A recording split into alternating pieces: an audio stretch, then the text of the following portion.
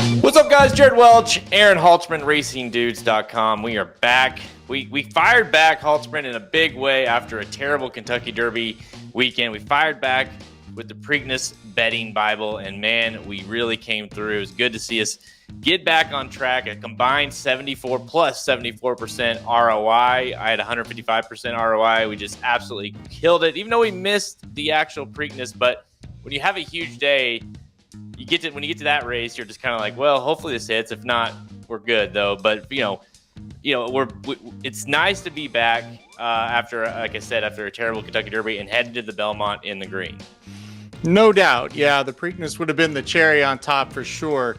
Just didn't go our way. We'll review it amongst others here. And boy, it was a good day, but it could have been an all-timer. And that's kind of the thing, though. But after the Derby, you can't really be too greedy, I guess would be the right word. It's like, look, you've seen how this could go. So, yeah, not going to complain too much on this video. Yeah, that was the thing. Like, yeah, I mean, like you said, it's hard to complain when you have such a good day. But unlike the Derby, well, Oaks and Derby, if you want to wrap those together, this day, on Preakness Day, it's like, other than maybe one or two races, every horse I picked or used ran. Yep. They ran the race. The race, you kind of, it's like you felt like you were seeing the races really clear. And yeah, a couple of, I mean, that's the thing. Like, it all evens out. I got a really good break to get that horse up, to get that exacta. But there was another, the next race didn't get up, right, and could have gotten that one up. You had a bad break later in the card, of course, with the breakdown of having a meltdown.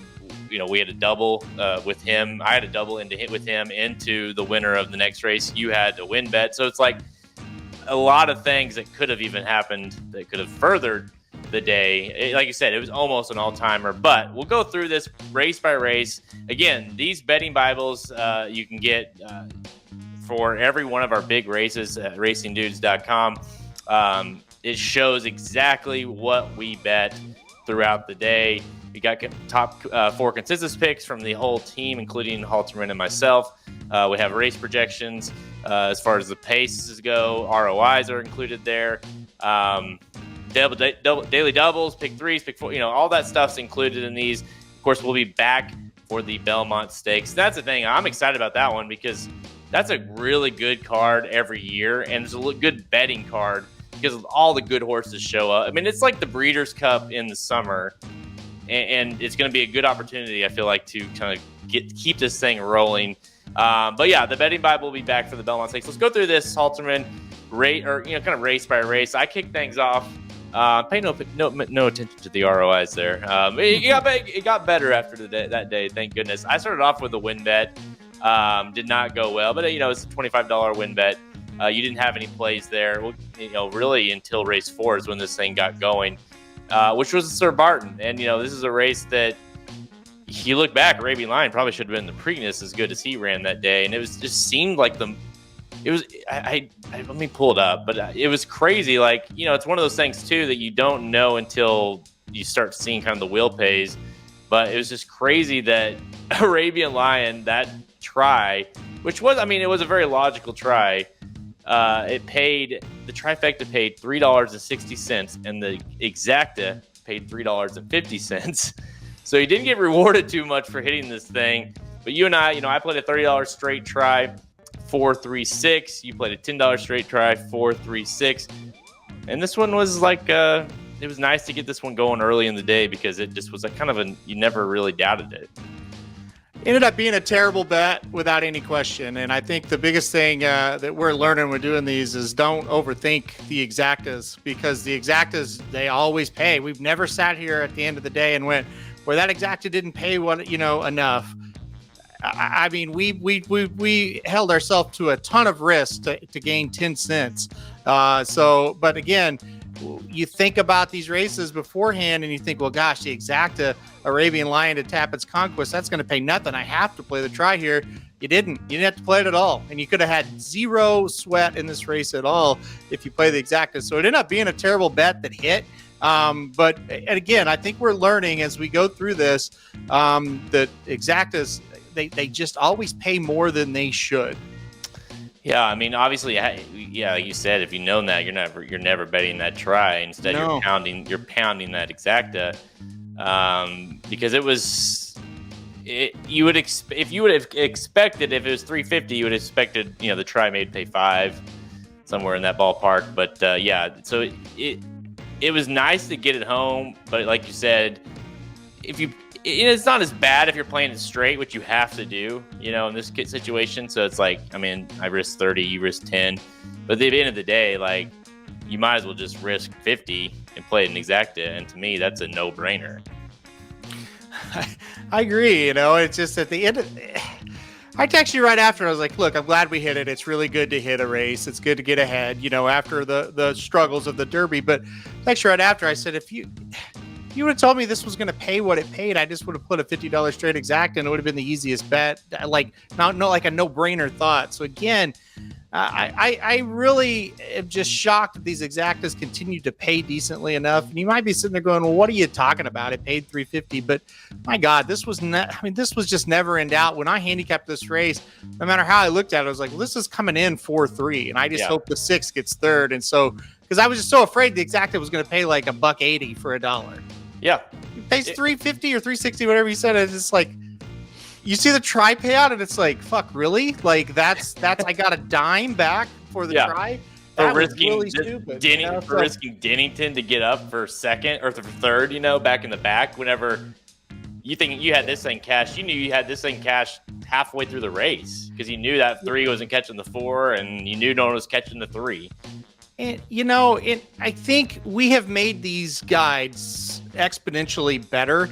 But I think as we go, we're also learning, okay, we could make them even better, because we could have easily wrote like we did on some of the win wagers, or your double or whatever, or exacta you did as well. On this exacta, it's like, don't assume shit. Just say, hey, I got a huge $50 exacta here. If it pays less than $3 for $1, don't do it. And that's all you'd have to do. And then all of a sudden you're live to the easiest bet that you could have. So again, we're still making this even better than what it is and how we've changed it. And that, again, I've got to quit assuming that it's going to be just a shitty payout, and just, hey, this is the bet. This is what I think is going to happen. If it goes under X price that I'm writing here, you can still do it if you want, but I'm not going to do it, type of stuff. Yeah, I mean, and we started to do that a little bit, with like, hey, if the doubles go, the wheel pays, that kind of stuff, go below this. And it's always difficult, because there's a few times where they were, teetering on our kind of cusp, and it's like maybe they broke out of the gate and then it got to a playable position, but it wasn't, or vice versa. And what's one of those things that if it's on that edge, you kind of have to, whether it be using you and I, or the player has to make that decision. Hey, do I want to risk this, even though it's kind of on the edge? More than anything, for me, it's like, if you thought a wheel pay might be $5, like kind of like you said with the try, and some of depending on where you're playing, you can't really get the wheel pays on the tries. But if you thought the wheel pay was going to be $5 for something and it's 2, it's not even close. So you just don't play it, But if it's like 4 or 6 or whatever, you're kind of in that ballpark. It's like, well, maybe you still want to pull the trigger on that. But yeah, like you said, we're still honing in on this, and it makes it difficult. We're making these picks, Thursday before Saturday, and you're kind of, obviously we're live betting these. You are too, if you're watching these. So you got to be able to kind of have some common sense, take that into account, and we try our best to kind of give you guys a layout of, okay, here's what we're going to play. Here's what we're not going to play. All right, let's. So we move on to that. I'll move this thing here real quick. In the next race, you had a win bet, did not cash that one home. No. I had no play there on that one. Race 6. Again, this was where it kind of really got going, or had the possibilities of really getting going. You had a win bet on having a meltdown. I had a double. Again, it was one of those cases where it was teetering between the playable, not playable positions. And, obviously he broke down. That was terrible. It was a terrible situation. It was a low of the day, no doubt, especially considering it's like, dude, he was going to win. He was going to roll. I had a double going into the 1, which obviously would have cashed, assuming having a meltdown would have got home. So that was it was a low, right? And then Luis Saez, we'll move to race 7, because race 6 is basically a no play there after that. And race 7, I have a big win bet here, which I kind of knew going into the day, to be honest. Like this race here has a chance to be my day maker, because I'll be honest, like when I started to handicap this race, I really wanted to pick the 2, which was Sopran Baselli, I think is how you say it. The first-time starter in the United States for Grand Motion. And I just couldn't quite pull the trigger. One of 2 reasons. One, because I was afraid of White Beam. I thought that horse looked really good coming in for Chad Brown. And 2, I just wasn't convinced, Grand Motion doesn't fire particularly well with these kind of horses. It looked like the horse had a lot of talent. I thought the horse wanted to go longer. And it's just one of those cases, Halterman, that everything I thought about the horse and the way the race would play out, it was just one of those things that it exactly did. Yeah, no, absolutely. It was set up absolutely how you saw it. And that's when you get that, you better get paid for it. And you did. And so, yeah, White Beam was just much the best. I would look out for your horse next out, going a little bit longer. You kind of thought going in that this was a little too short for the horse, but you thought would come running. And you got the replacement jockey, Javier Castellano. That was a big help that he didn't get whoever aboard. I'm not going to insult anybody, but Castellano was a good replacement for Saez. And yeah, this was definitely a big one.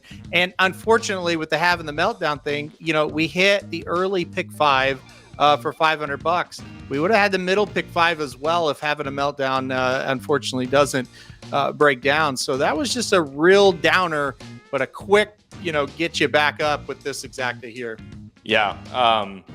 And to be honest, like it almost worked out. You were a little worried with the replacement. Luis Saez was on the mount. Of course, he lost all his mounts after being on having a meltdown and being injured. And so you got the replacement, but it actually helped the price. At the time when the race, you didn't know for sure the exacta was paying a little lower, but it actually went up a little bit to $10. So you got 10-1 on this exacta with a horse that I thought was going to win the 4-5 shot White Beam, and then the 2 underneath. So I played a $50 straight 1-2. You had I believe, what did you have, $60 to win on the 1 straight up. And dude, right here it was like, okay, I know the 1's winning. Yeah. And now it's shifted from the 1 winning to the 2. Please get up, because you can tell the 2 is flying. Just can the horse get there in time? Oh, it was so tight, and he did. It was. Whew, man. Yeah. So a sweet 500 plus cash there, almost a $500 profit cash there. Just boom, like that. And we're back in it. Yeah. Oh, it was huge. And it was crazy to watch that, because it's like, come on, 2, my goodness, just get up, please, one time, and gosh, just took forever, but finally got there right at the wire. And it's starting to become a trend for us that these exactas are the way to go, and the doubles, because these horses anymore in these win pools, if you like a horse, you could probably just guess the horse is going to get pounded lower than what you want it to be. This time the horse was 7-2 morning line in White Beam and got bet all the way down to just a terrible price. And that's happening to me even if I choose a 5-1. All of a sudden it's 2-1. So the exactas aren't getting that kind of just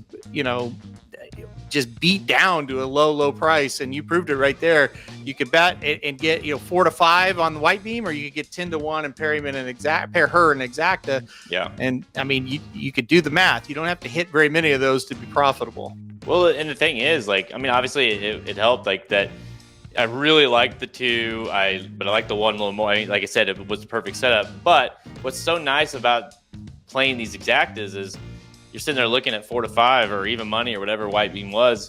And if you really believe, like I did and you did, that this horse is going to win. Now, again, it's horse racing, things happen, but I'm such a big believer. It's like, just press your opinions. If this is what you think, right? If this is like, you should see your bet and be like, this is what he thinks of that bet, or this is what he thinks of that race. Yeah. And so if you believe, like, at the end of the day, it's all race, and how you handicap it, you could be completely off, but at least you bet what you believed would happen, or at least what you handicapped. And so it's like, okay, if I believe the 1's going to win, well, now I have to figure out who's going to finish second, and that's it, right? I basically have to figure out who's going to win the race besides the 1. And if you look at you're getting 10-1, you're getting 15-1, you're getting whatever who you like. To me, the exacta, especially when you're sitting there looking at an even money shot, I mean, sure, you can bet $50 on the even money shot and make $50. That's great. Or you can bet $50 on the exacta and make $500. And yeah, it's a bummer if the 2 doesn't get up there. We'll have a case like that here in a second. But still, you're like, dude, like, to me, in the long run, like you said, you're going to be profitable playing it that way. Yeah, and my biggest mistake was I thought White Beam would be 2-1, 5-2, and so I thought, all right, well, I could make a couple $100 right here, $150, and yeah, that did not happen. All right, so let's move on in race 8. At that point, obviously, it's gravy from here on out. I'm sitting there with a huge profit. You're up on the day as well. We moved to race 8. I was a really big Hurricane Dream believer in this race. I really liked this horse the more I looked at the race. So I just played it pretty simple. I played a $20 exacta 4-7, which was a manual, and I played a $10 exacta 4-6, which was really sick to watch or look at here. Never explain who was your eventual winner. But I didn't box it, and don't even get me started on that. But I can't go back and be like, oh, I should have done this, because I really liked the 4. I just really did. And so I would never have picked anyone else to be on top. You, on the other hand, you went with a win bet on the 7, a manual, a $40 win bet. You also played a $5 exacta box for 7, so that could have gone either way for you. This one's a sick one. It really is. I don't really know how Emmanuel didn't win this race, and I really don't know how Hurricane Dream didn't win it if Emmanuel didn't. I don't know. My main theme of the race was I'm not betting a penny on a tone. I'm going all against a tone. I don't want any part of it. The opinion was right. Emmanuel turns for home, and it's like, this is going to be a really nice win. And you see on the screen there, actually got odds. He's 3-1. It's like, this is going to be awesome. And just, he didn't quicken at all. He does get by a tone, and then here come the rest of them. But again, the horse that won this race, it's just one that I never could have put in an exacta or a win. And the other 2 horses I used in this race ran 2-3, and it is what it is, right? I mean, I just kind of shook my head at this and thought, you watch this at the backside. If you've got a manual bet in any way, shape, or form, you're like, this is the absolute perfect trip for him. And you're sitting there looking at 3-1 on him. You're just licking your chops, thinking, my gosh, I mean, this is not the hardest field he's had to face in the last year. And you're sitting there looking at 3-1. It's a huge opportunity for me, needing the 4 to win. Obviously, you need him to run, but he's that kind of runner where he runs late. I was like, okay, I can hit this, because I think this 7 is going to take off here. I just need the 4 to be able to be able to run him down, and it really is like the race unfolded. And again, I like the 6. I had the 6 in the second spot too. Everything unfolded like I wanted it to. The 4 just didn't get up for me. Well, yeah, and then right here you're like, great, he's not gonna freaking fire, but he still may win, because these horses, like you just said it, they're not very good behind him compared to what he's been up against. You're still right here. It's like he might gut it out, and it's like, come on now, let's go 4-7. Here comes the 4, and the 6 accelerates at the end. This is one of those races you just don't beat yourself up on it. You handicapped it pretty well. Everything went exactly kind of how you thought it was going to go. You just didn't get it right as far as the top horse. He just that's the one horse that outran your expectations. Yeah. And in your case, not really as much, because if it comes on 4-6, you've got a winner there. So you're frustrated, sure, but you can't like sit there and go, boy, I really screwed this one up. It's just, it unfolds how it unfolds down the stretch, and you just hope at this point you get lucky. Dude, when you stop it here, and I'm like thinking right here, because 4's starting to make his run, the 6 is right there, the 7's there. I believe the 1's going to give it up, and so I'm sitting there thinking, it's one of those. I think I got it the whole way, right? Yeah. The 4's going to go on by the 7 or the 6, either one, which would be fine, are going to get up for second, and it's just everything happened exactly other than the 4. Like you said, the 6 kind of spurted away a little bit there late, and so. That was one of those where you felt like, I got it. I don't got it. You know, I was watching a race at Delaware today, and I had a it was a 7th or 8th race. This would have been Thursday at Delaware. I had a 1-4 exacta box, and the 4 was 10-1, and the 1 was 5-1. And it almost did the same thing that the 4 on the screen there did. The whole time it looks like it's going to go by, and then you get to the wire, and it's like, why is all of a sudden the 1 accelerating when the 4 looks like it's going to go by? That's just shit that happens in this game. That's just what it is. There's such a fine line. I mean, with like, look at those last 2 races. You know, like the day could have been a really rough day if the 2 doesn't get up in the race previously, and maybe the 4 got up in the race. So it's just one of those things that's all, like I said earlier, it's about handicapping the race and then putting your opinion on paper of how you want to bet that race. You know, and that's ultimately. I mean, I think off the top of my head, I don't remember exactly, but I know the 4-7 paid somewhere 15-20 to 1. 4-6 paid 25-20 or 30 to 1, somewhere in that ballpark. So again, it would have just been like I would have been up from 500 to at least 700, 750 plus, just like that. And sometimes we do get negative emails, believe it or not, when we don't do well on these. And this is the kind of stuff that makes or breaks your day, right? I mean, that's what, if the 2 doesn't get up for second in the race before, everybody thinks we're bad again. And it's just like, this is what it is. You got to pick your horses. You got to hope they run for you. And when they hit the wire, you got to hope you for a little bit of luck. It's 3 phases of it, right?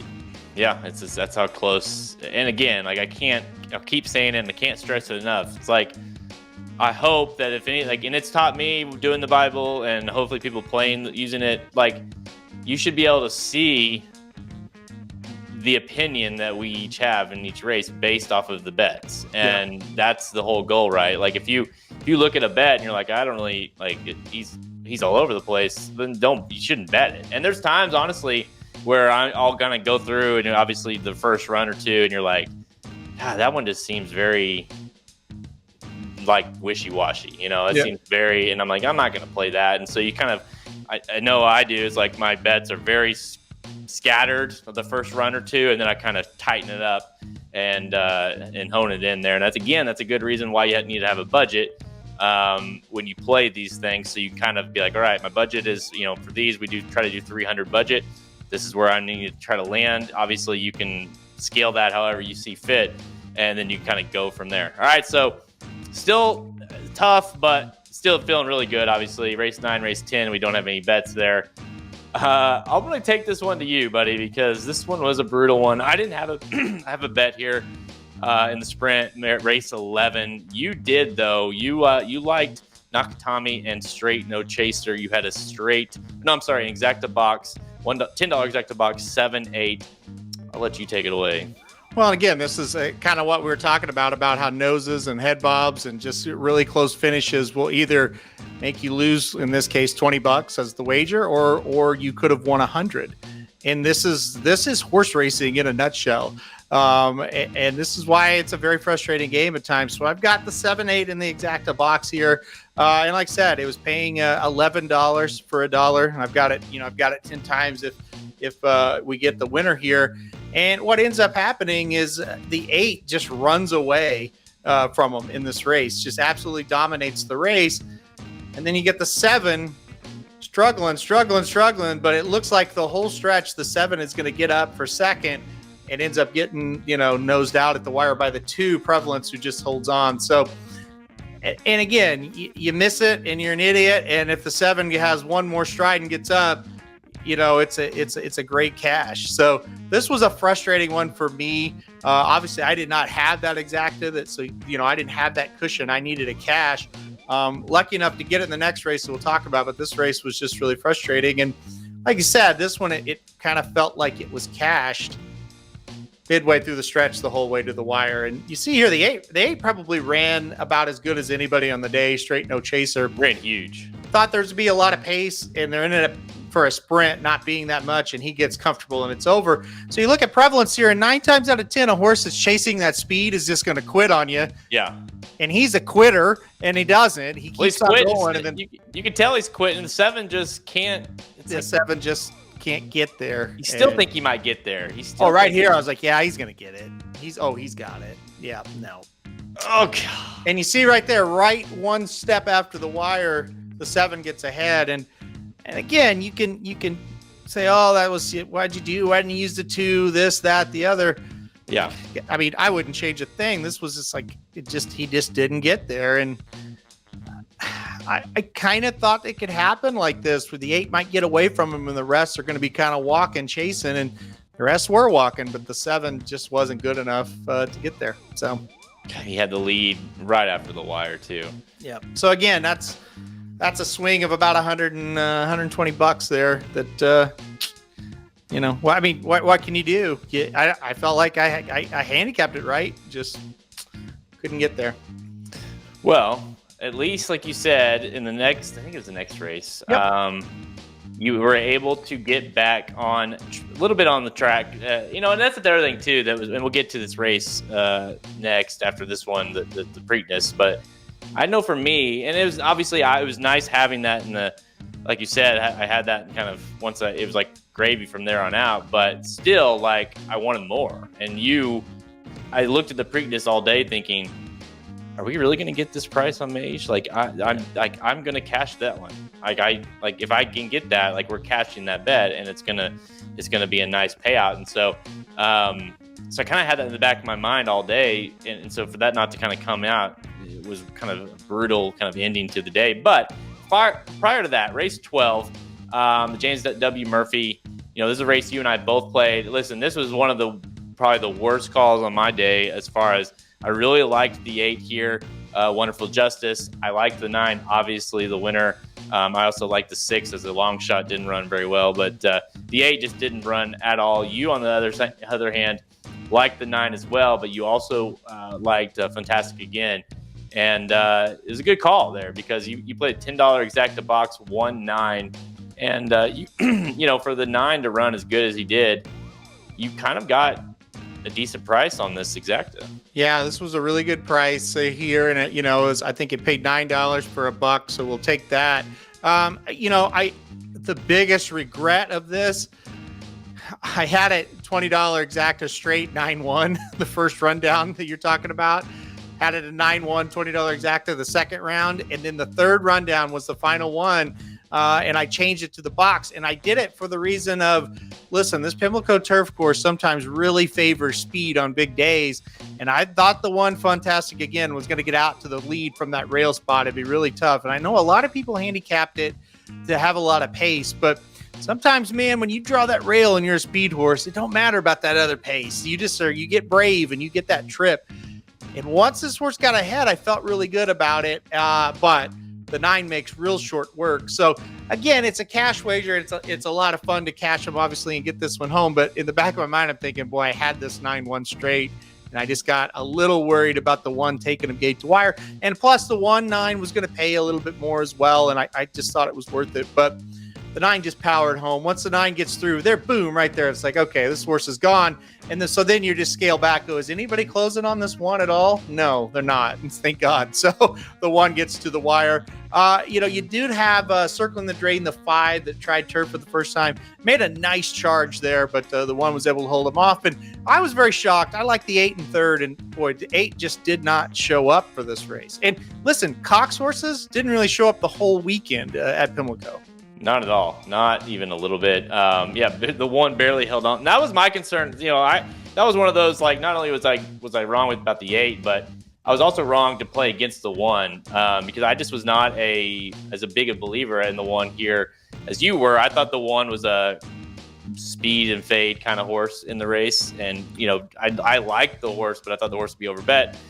Wasn't really as much as I thought it would. No. But I thought the horse was going to backtrack, and really no one came, including the 8, right? No one came to the horse up front. I think my biggest regret here, other than that, was the whole time I'm like, I picked the 8, but I'm like, I really like this 9. This 9's probably going to win. And I probably should have played it 9 over something, but again, I wouldn't have hit it given that the 1 was in there and I was kind of against the 1.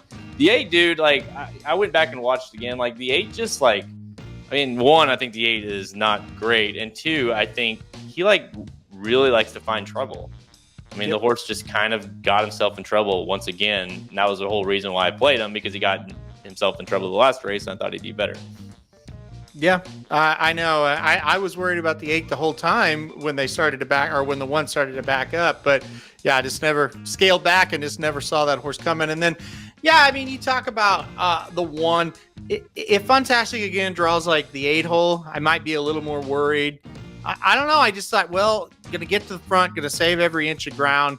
This horse is any good, going to hang around or at least be tough to pass. And a lot of it, and you mentioned it, the horses chasing that horse, they weren't very good.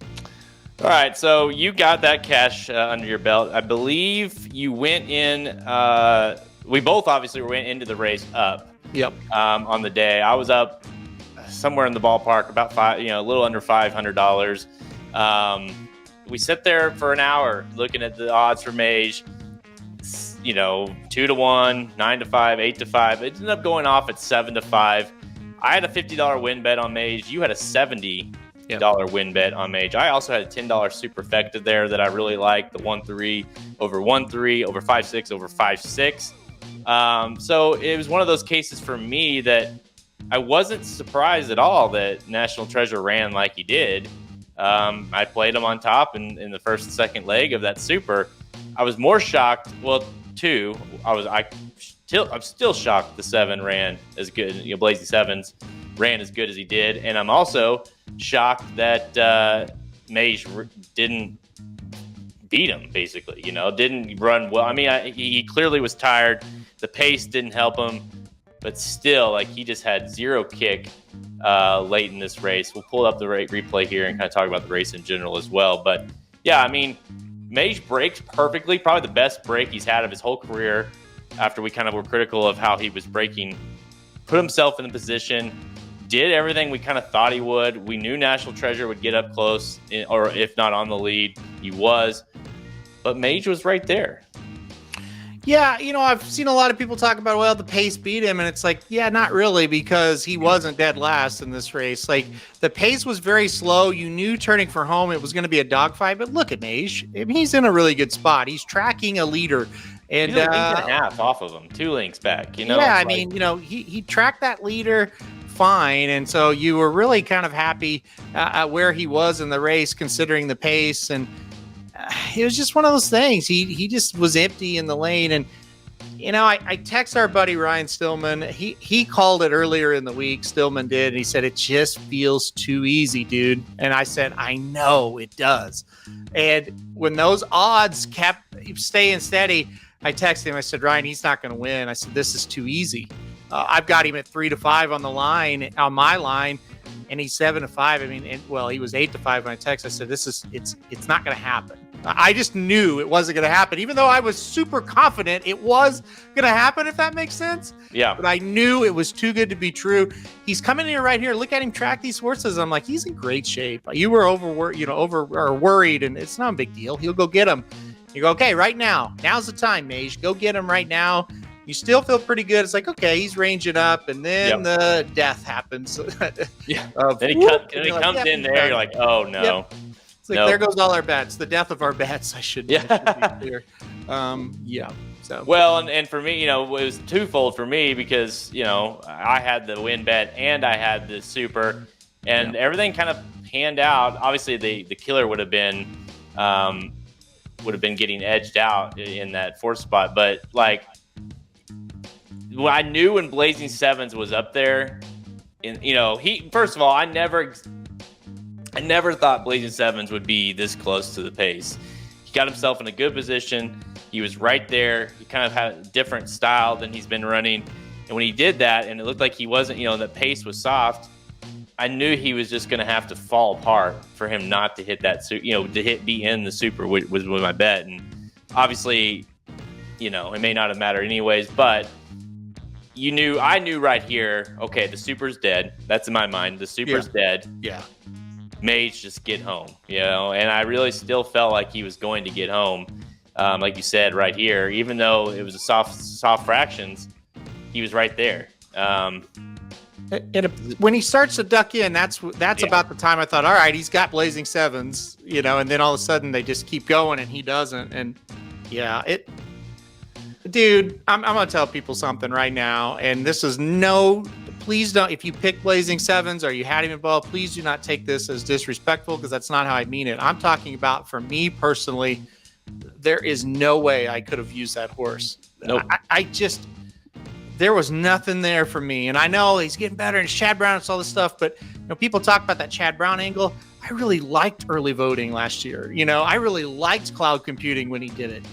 They had been really solid. This horse had just not done anything. And anything. Let me backtrack. Anything to make you think he could win the Preakness. And I thought he was going to win right here, and he just couldn't finish it up. National Treasure, not shocked at all. Not at all. Blazing Sevens, I'm really shocked he ran this well. Let's just put it this way. There was, 7 horses in the race, and I had a super, and he wasn't in my super, So basically, I just had zero opinion on him to do any kind of running whatsoever in the race. And like you said, like with the other, like Chad Brown angle, like those horses had some pace. Those horses had showed they can be decent. This was one of those, I guess if you would have stopped me or stopped it and said, hey, oh, by the way, Blazing Sevens is going to be in second place when they are in the far turn, you've been like, oh, well, that maybe I put him in my suit. You know what I mean? Like maybe not to win, but you never imagined that. Because to me, I thought, well, he's going to be back in the back of the pack. So we see an awesome commercial ad there. He's going to be in the back of the pack. He's not, there's no way he's good enough to I don't think he's going to outkick Red Route 1. I don't think he's going to outkick Perform, which, by the way, was awful in the race as well. It sucked, but I didn't feel bad about missing it because I was like, again, like I talked about earlier, you got to use your handicapping and make the bets based off your handicapping, and I just never, ever liked him, never would have included him, never would have had him. It just didn't happen. The Mage not winning, that's the brutal part of it, because I really thought he was going to win this thing. Well, let's pretend that Blazing Sevens and Red Route 1 are finishing, and he noses out Red Route 1 and knocks you out of a bet. It's like, yeah, okay, I get that. Like, that's just, it is what it is. They were back there and he outfinished him.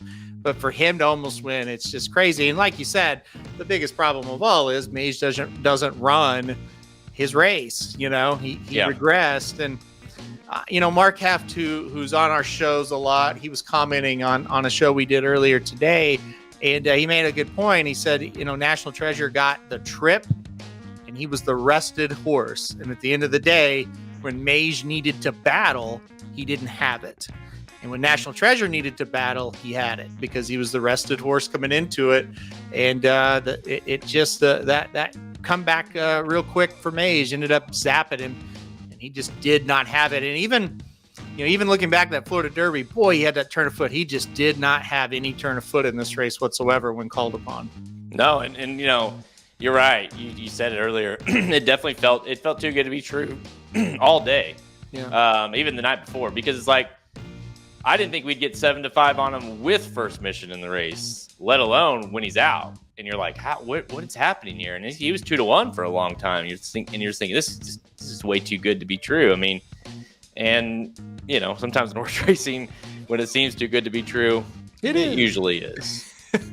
Yeah, like I said that whole time. But what are you going to do? I mean, you think the horse should be 3-5 to win the race, and he's 7-5. I mean, that's horse racing 101. You have to bet.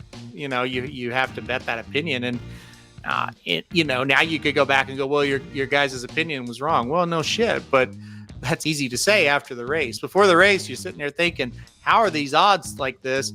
You got to go after it. And again, it just it wasn't meant to be. And if you go back and watch that live stream when he ducks in, I'm sure all of us were like, oh wow, he doesn't have it. All right, so even though we know no bets on the Arabian race, but we did end up the day. I had 155% ROI combined. I think you only lost like $20. You about broke even. It was one of those days. It's so close all day for you, but 74% combined ROI. Huge rebound after the Derby. And after that, you can see here's through 7 betting Bibles. We've done 7 of these, 7 cards basically.